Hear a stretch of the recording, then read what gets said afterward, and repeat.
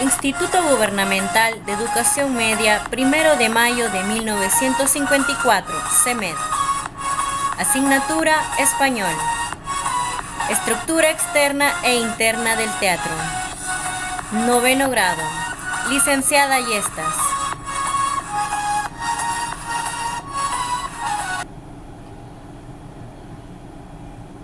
Muy buenas chicos, nuevamente saludándoles la licenciada Yestas. Continuando con el tema del teatro, ya vimos lo que es su inicio, su desarrollo. Ahora vamos a hacerle un estudio más profundo. Vamos a estudiar su estructura, tanto externa como interna. Ahora, para conocer lo que es la estructura externa, tiene lo que son varios elementos. Uno de los primeros elementos que tiene son las divisiones. La división es cómo está separado lo que es la estructura narrativa de lo que es la obra teatral. Ahora, dentro de estas divisiones tenemos varias secciones. Uno de ellos son los actos. Los actos se ven marcados por lo que son las acciones de los personajes. Esto se va marcando al inicio, igual en el nudo que se va haciendo, y luego en el desenlace, el final. Ahora, el cambio o la diferenciación de lo que son los actos se va marcando en lo que es al abrir y al cerrar telones. Entonces, después de los actos tenemos algo un poco más pequeño, que son los cuadros. Los cuadros se van cambiando lo que es la escenografía y lo que son las luces.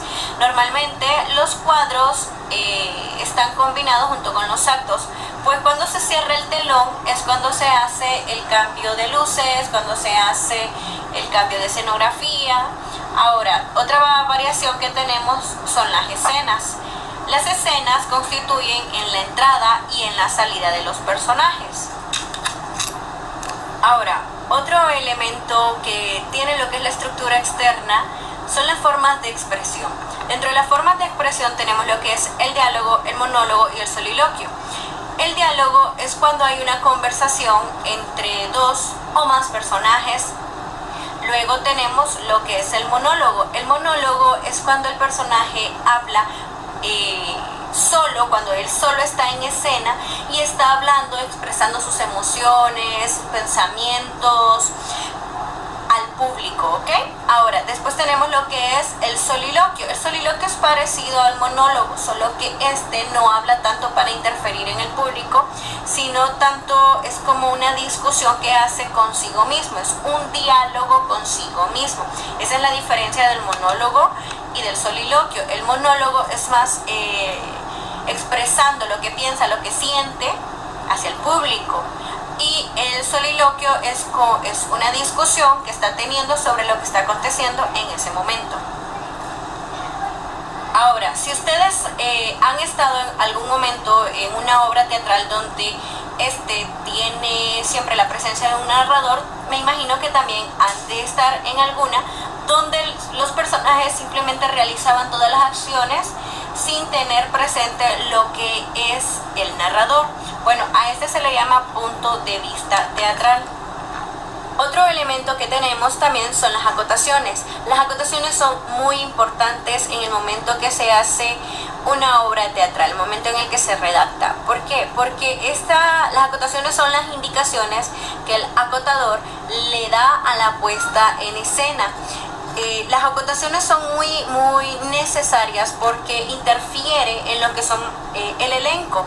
Por ejemplo, cuántas personas están puestas en escena en ese momento. Entonces ya se sabe quiénes tienen que estar, se sabe quiénes se tienen que ir.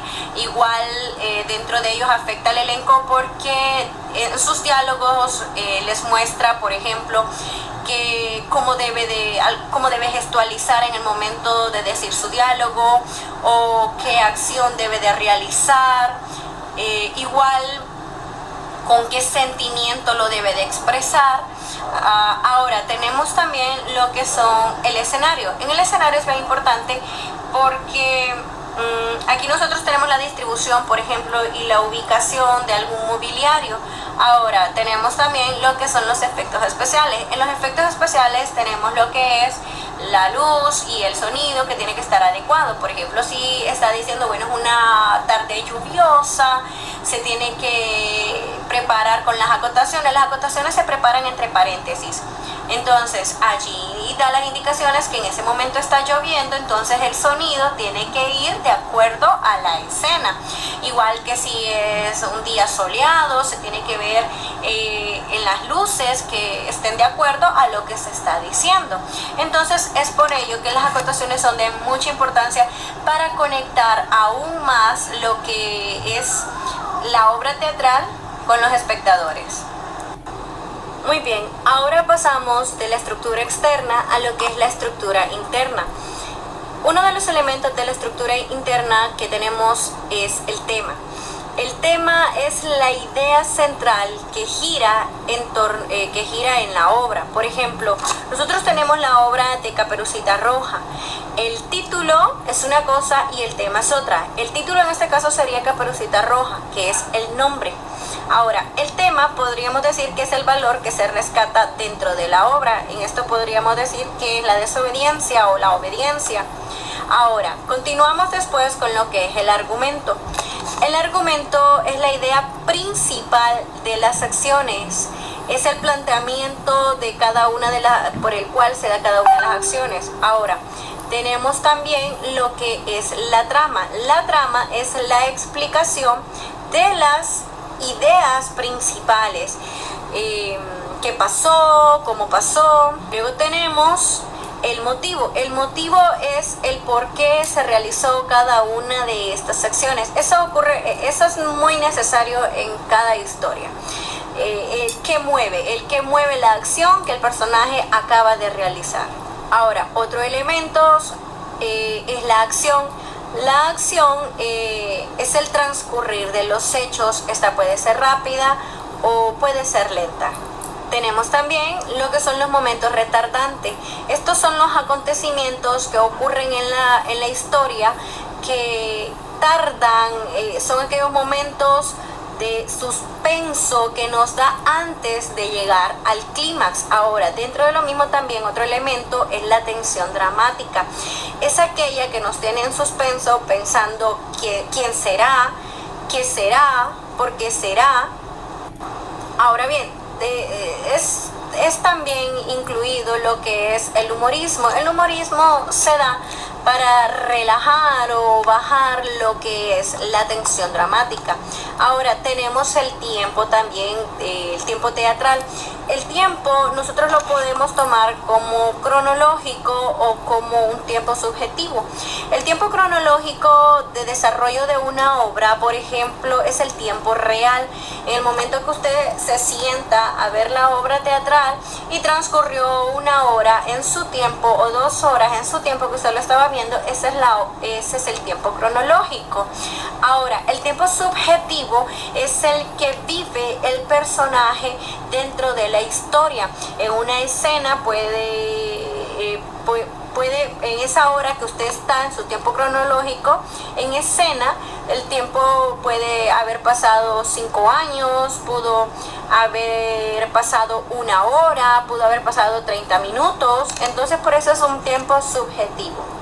Otro elemento es el ambiente. Esto lo determinan las circunstancias que rodea al personaje.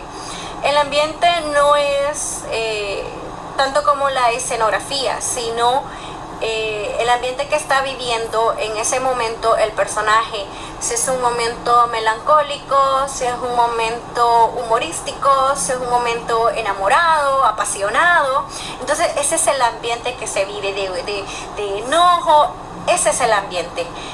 Ahora, un elemento que no nos puede faltar y que es el más importante aquí es el personaje.